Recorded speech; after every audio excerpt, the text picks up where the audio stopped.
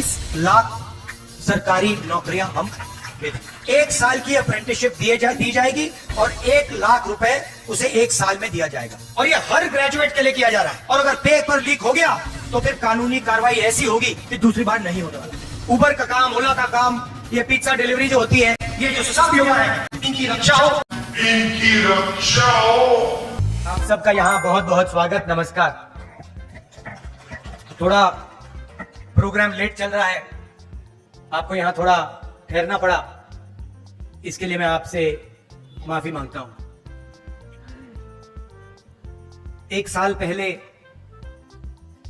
कन्याकुमारी से कश्मीर तक हम भारत जोड़ो यात्रा पे चले। राजस्थान से निकले, 4000 किलोमीटर समुद्र से हिमालय तक चले, और रास्ते में हजारों लोगों से मेरी डायरेक्ट बातचीत हुई। युवाओं से, बुजुर्गों से, किसानों से। शायद उस साल मैंने हिंदुस्तान में सबसे ज्यादा लोगों से बात की। शायद मैं ही वो व्यक्ति हूं जिसने सबसे ज्यादा लोगों से बात की। 8 घंटे, मिनट के बाद मिनट के बाद मिनट के बाद मिनट।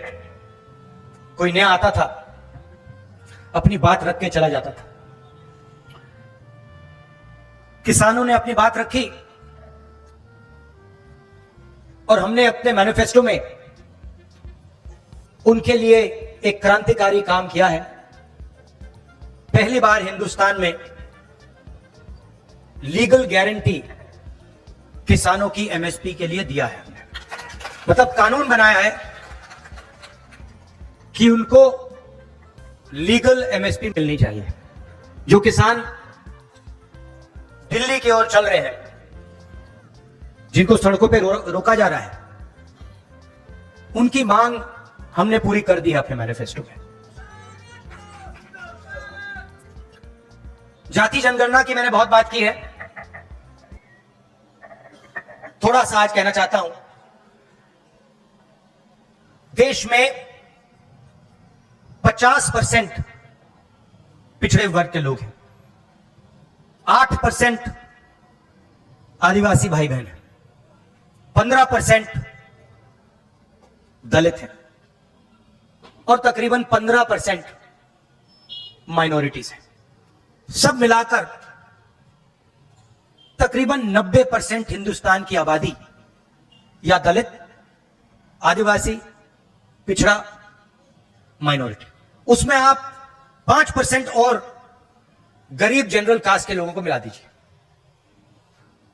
यह है हिंदुस्तान की आबादी। मगर अगर हम हिंदुस्तान की संस्थाओं को देखें, हिंदुस्तान के बजट को देखें, हिंदुस्तान के धन को देखें, तो इन लोगों की भागीदारी नहीं है, कहीं भी नहीं। मैं आपसे पूछता हूं, आदिवासी वर्ग हैं आप, राष्ट्रपति आदिवासी हैं, हैंगे ना? ठीक है। राम मंदिर का इनॉग्रेशन हुआ, आपको टीवी पे उनका चेहरा दिखा? क्यों नहीं? ये फिर से बोलो, क्यों नहीं? क्योंकि वो आदिवासी हैं, हिंदुस्तान के राष्ट्रपति हैं। मगर उनको सीधा मैसेज दिया गया कि राम मंदिर के इनॉग्रेशन में आप राष्ट्रपति हो, कुछ भी हो, आप आदिवासी हैं, आप अंदर नहीं आ सकती हैं। सोच वहां से शुरू होती है। आपने टीवी देखा, राम मंदिर के इनॉग्रेशन में आपने किसी गरीब को देखा? किसान, मजदूर ना था? कौन था? अंबानी था, अदानी था, बॉलीवुड की पूरी लाइनअप थी, सारे के सारे थे, उद्योगपति, अरबपति थे, मगर राम मंदिर के इनॉग्रेशन में एक गरीब नहीं था, एक किसान नहीं था, एक बेरोजगार युवा नहीं था, एक विकलांग नहीं था, कोई नहीं था। दो हिंदुस्तान बने हुए, एक 5% वाला और दूसरा बाकी लोगों का। और किसी भी एरिया में आप देखो, कहीं भी देखो, आपको पिछड़े, दलित, आदिवासी नहीं दिखने वाले। हिंदुस्तान की सबसे बड़ी 200 कंपनियों की लिस्ट निकालो, उनके मालिकों के नाम पढ़ो, एक आदिवासी नहीं मिलेगा आपको। मैंने चेक किया है, मैंने लिस्ट निकाली है सबकी, इनकी सीनियर मैनेजमेंट की लिस्ट निकाली है। अदानी जी आपकी जमीन लेते हैं, आपका जल छीनते हैं, जंगल छीनते हैं, मगर उनकी कंपनी में सीनियर लेवल पे आपको एक आदिवासी नहीं मिलेगा, एक दलित नहीं मिलेगा, एक पिछड़ा नहीं मिलेगा, और हिंदुस्तान की सबसे बड़ी 200 कंपनियों में नहीं मिलेगा। मीडिया में देखो, खारगे जी कह रहे हैं सिर्फ नरेंद्र मोदी दिखते हैं। कारण है, इनके मालिकों की लिस्ट निकालो, इनके बड़े बड़े रिपोर्टर्स की लिस्ट निकालो, एक पिछड़ा नहीं मिलेगा, एक दलित नहीं मिलेगा, एक आदिवासी नहीं मिलेगा। 90% हो आप हिंदुस्तान के, 90%। उसमें गरीब जनरल कास्ट भी जोड़ दो, 5% और ले लो, और जोड़ दो। मीडिया में आपका कोई नहीं, बड़ी कंपनियों में आपका कोई नहीं। हिंदुस्तान के बजट को 90 लोग चलाते हैं, आईएएस अफसर हैं। राजस्थान में भी वही है, यहां पे राजस्थान की सरकार को 60-70 लोग चलाते हैं। उनकी लिस्ट निकालो। दिल्ली वाली मैंने निकाली है, उत्तर प्रदेश की निकाली है, राजस्थान की नहीं निकाली है, निकाल दूंगा। आपको एक आदिवासी नहीं मिलेगा। 90 में से 3 पिछड़ा वर्ग के लोग हैं, 3 दलित हैं, एक आदिवासी। अगर हिंदुस्तान की सरकार 100 रुपए खर्च करती है बजट में, तो आदिवासी अफसर जिनकी आबादी 8% है, वो 100 रुपए में से 10 पैसे का निर्णय लेता है। तो आपकी भागीदारी कहीं है ही नहीं। तो फिर मैंने अपने आप से सवाल पूछा, भाई ये कंपनियों में नहीं है, ये मीडिया में नहीं है, ये प्राइवेट अस्पतालों में नहीं है, ये प्राइवेट स्कूल, यूनिवर्सिटी, कॉलेजेस में नहीं है, ये सरकार में नहीं है, तो है कहां? फिर मैंने मनरेगा की लिस्ट निकाली, उसमें आदिवासी, पिछड़े, दलित सब भरे हुए हैं। कॉन्ट्रैक्ट लेबर की लिस्ट निकाली, मजदूरों की लिस्ट निकाली, उसमें भरे हुए हैं। 90% का काम हिंदुस्तान में मजदूरी करने का है, 5% का काम देश की हर संस्था को कंट्रोल करने का है। कहीं भी देख लीजिए आप। तो ये हिंदुस्तान की प्रगति का सबसे बड़ा सवाल है। प्रगति करनी है तो एक ऐतिहासिक काम करना होगा। जैसे जब तो चोट लगती है, डॉक्टर आपसे कहता है एक्सरे करो, कहता है ना, कहता है, वैसे ही मैं कह रहा हूं, हिंदुस्तान के गरीबों को चोट लग रही है, दलितों को, आदिवासियों को, पिछड़ों को, गरीब जनरल कास्ट को चोट लग रही है, एक्सरे करा दो। और मैं तो कह रहा हूं एक्सरे के बाद में एमआरआई भी कराऊंगा। कितना पैसा किसके हाथों में है, कौन सी संस्था किसके कंट्रोल में है, मीडिया में कितने लोग आदिवासी, दलित, पिछड़े, बड़ी बड़ी कंपनियों में कितने आदिवासी, दलित, पिछड़े, प्राइवेट स्कूल, कॉलेज, ये सारा का सारा निकाल दूंगा मैं। और फिर आपको अपनी सच्ची शक्ति समझ आएगी। आज आपको बात नहीं समझ आई।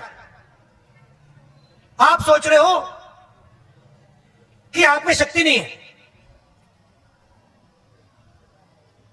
10 में से 9 लोग आप हो, और आपके सब रास्ते बंद कर दिए। पहले आर्मी में जाते थे, अग्निवीर कर दिया।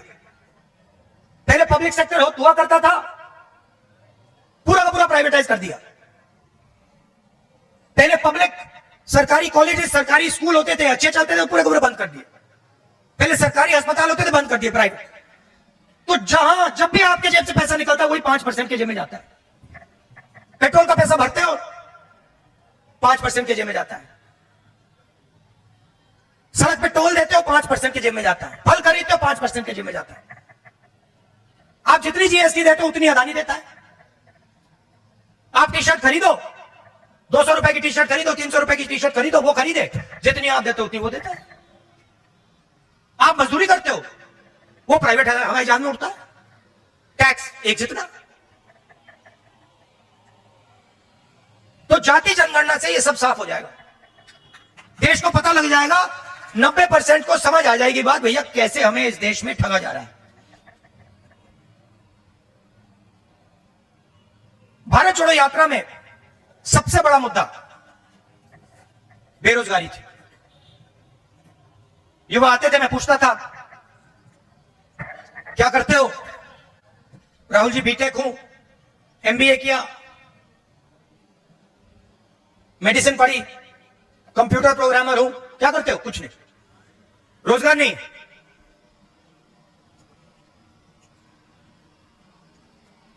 दिल्ली रेलवे स्टेशन में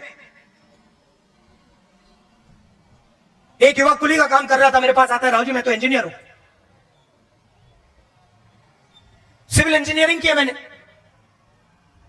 5-10 लाख रुपए मैंने प्राइवेट इंस्टीट्यूशन को दिए, अब मैं कुली का काम कर रहा हूं। नरेंद्र मोदी जी कहते हैं पकोड़े बेचो। और सबसे जरूरी मुद्दा है देश के सामने। तो आज मैं आपको यह बताना चाहता हूं कि हिंदुस्तान के युवाओं के लिए, आदिवासी युवाओं के लिए, पिछड़े वर्ग, दलित, गरीब, जनरल कास्ट के युवाओं के लिए कांग्रेस पार्टी क्या करने जा रही है। सबसे पहला कदम हमने गिनती की है, हिंदुस्तान में 30 लाख सरकारी वैकेंसीज हैं, 30 लाख। मोदी जी इनको भरवाते नहीं है, बीजेपी इनको भरती नहीं है। सरकार में आने के एकदम बाद हमारा पहला काम होगा कि 90% को 30 लाख सरकारी नौकरियां हम दे देंगे। दूसरा ऐतिहासिक काम, हम मनरेगा प्रोग्राम लाए थे, रोजगार का अधिकार, लाखों लोगों को फायदा हुआ, अधिकार दिया हमने। वैसे ही हम हिंदुस्तान के युवाओं को, सब युवाओं को अप्रेंटिसशिप का अधिकार देने जा रहे हैं। और यह अधिकार हर ग्रेजुएट, हर डिप्लोमा होल्डर को मिलेगा। अधिकार क्या है कि कॉलेज, यूनिवर्सिटी, डिप्लोमा के एकदम बाद 1 साल के लिए हर ग्रेजुएट को प्राइवेट कंपनी में, सरकारी ऑफिस में 1 साल की अप्रेंटिसशिप दी जाएगी और 1 लाख रुपए उसे 1 साल में दिया जाएगा। और यह हर ग्रेजुएट के लिए किया जा रहा है। ये लाखों लोग कह रहे हैं कि हम बेरोजगार हैं, कॉलेज के एकदम बाद अगले दिन इनको अप्रेंटिसशिप मिल जाएगी और यह अधिकार होगा। ये ऐसे नहीं होगा कि भैया हमें देना है तो देंगे, नहीं देना तो नहीं देंगे। यह मनरेगा जैसा अधिकार होगा, कानूनी अधिकार अप्रेंटिसशिप का आपको दे रहे हैं। इससे देश में करोड़ों युवाओं को फायदा होगा, ट्रेनिंग मिलेगी और पहला साल का, एक प्रकार से पहले साल का रोजगार मिलेगा। भारत जोड़ो यात्रा में बहुत सारे युवा आए, कहते हैं राहुल जी हमने एग्जाम की तैयारी की, हम गरीब हैं, 3-4 महीने हमने मतलब रात दिन कर दिए, एक कर दिए, एग्जाम के दिन पता लगता है 5% वालों के टेलीफोन पे पेपर लीक, हम ईमानदारी से काम करते हैं और जिनके पास धन है पेपर चुरा लेते हैं और फिर उसके बाद हमें कहा जाता है कि देखिए पेपर लीक हो गया तो आपको अब नौकरी नहीं मिलेगी। पुलिस की भर्ती में होता है, पटवारी सब भर्तियों में होता है। तो हम एक नया कानून लाएंगे, पेपर लीक के खिलाफ एक कानून, जिसमें हम एग्जाम दिलवाने का तरीका स्टैंडर्डाइज कर देंगे कि एग्जाम होगा तो ये जो आउटसोर्सिंग होती है, प्राइवेट कंपनियों को पकड़ा दिया जाता है, ये आउटसोर्सिंग नहीं होगी। एग्जाम सरकारी संस्था करेगी और इस प्रकार से करेगी। और अगर इस प्रकार से नहीं किया और अगर पेपर लीक हो गया तो फिर कानूनी कार्रवाई ऐसी होगी कि दूसरी बार नहीं होने वाला है। चौथी चीज, युवाओं के लिए, बहुत सारे युवा उबर, ओला, डिलीवरी का काम करते हैं। इसको अंग्रेजी में गिग वर्कर्स कहते हैं। और राजस्थान में हमने इनके लिए कानून बनाया था, इनकी रक्षा के लिए, इनकी पेंशन के लिए, इनकी सोशल सिक्योरिटी के लिए। जो कानून हमने राजस्थान में बनाया था वही कानून हम पूरे हिंदुस्तान में लागू करने जा रहे हैं कि जो ड्राइवर का काम करता है, सिक्योरिटी गार्ड का काम करता है, उबर का काम, ओला का काम, ये पिज्जा डिलीवरी जो होती है, ये जो सब युवा हैं इनकी रक्षा हो, इनका एक प्रकार से पेंशन हो, सोशल सिक्योरिटी हो और इनको एक दिन में सड़क पे ना करा जा सके। तो इसके लिए हम एक हिंदुस्तान में एक कानून बना रहे हैं। और पांचवी चीज, यह भी ऐतिहासिक चीज, नरेंद्र मोदी जी ने स्टार्टअप इंडिया किया, स्टैंड अप इंडिया किया, मेक इन इंडिया किया, कोई फर्क नहीं पड़ा। वो सारा का सारा 2-3 अरबपति उठा के ले गए। नरेंद्र मोदी जी की मार्केटिंग जरूर कर दी, टीवी पे उनका चेहरा जरूर दिखा दिया, मगर जो युवा हैं उनको ना स्टार्टअप मिला, ना मेक इन इंडिया मिला। तो हमने 5,000 करोड़ रुपए स्टार्टअप्स के लिए एक फंड बनाया है और हर डिस्ट्रिक्ट में यह फंड रहेगा। 10 करोड़ रुपए स्टार्टअप्स के लिए, गरीबों के लिए यह फंड दिया जाएगा। तो गरीब युवा हैं, बेरोजगार युवा हैं, ये अगर छोटा सा बिजनेस शुरू करना चाहते हैं, काम करना चाहते हैं, तो ये स्टार्टअप फंड उनकी मदद के लिए किया जा रहा है।